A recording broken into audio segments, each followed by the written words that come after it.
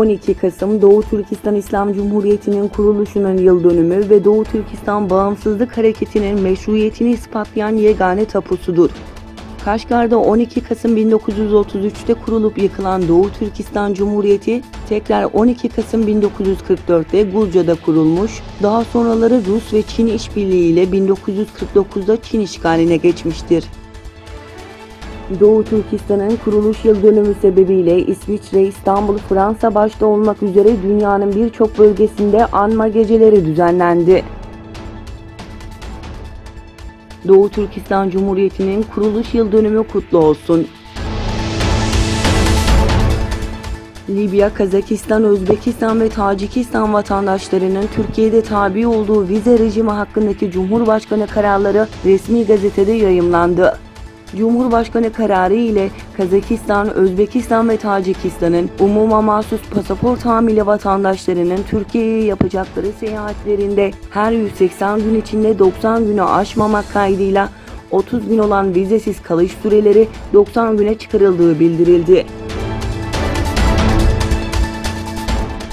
Rusya 1. Dünya Savaşı'nın sona ermesinin 100. yıl dönümü etkinliği nedeniyle Paris'te bulunan Putin, Russia Today Fransa'nın sorularını cevapladı.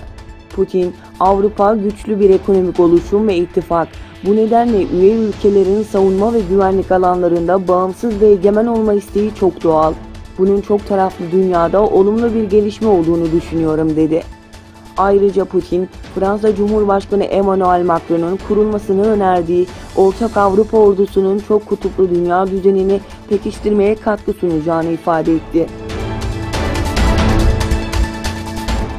Almanya Başbakanı Angela Merkel, Yemen'de dünyanın en büyük insani felaketi yaşanıyor derken BM Genel Sekreteri dünya genelinde yaşanan göç ve insani krizlere dikkat çekti. Foruma katılan herkese teşekkür eden Macron ise forumun amacının barış adına somut adımlar atmak ve projeler üretmek olduğunu kaydetti. Alman ordusundaki bazı askerlerin siyasetçilere suikast düzenlemek için hazırlık yaptığı ortaya çıktı. Söz konusu grubun hoşnut olmadıkları tüm siyasetçileri aynı gün aynı yerde toplayarak infaz etmeyi planladığı kaydedildi.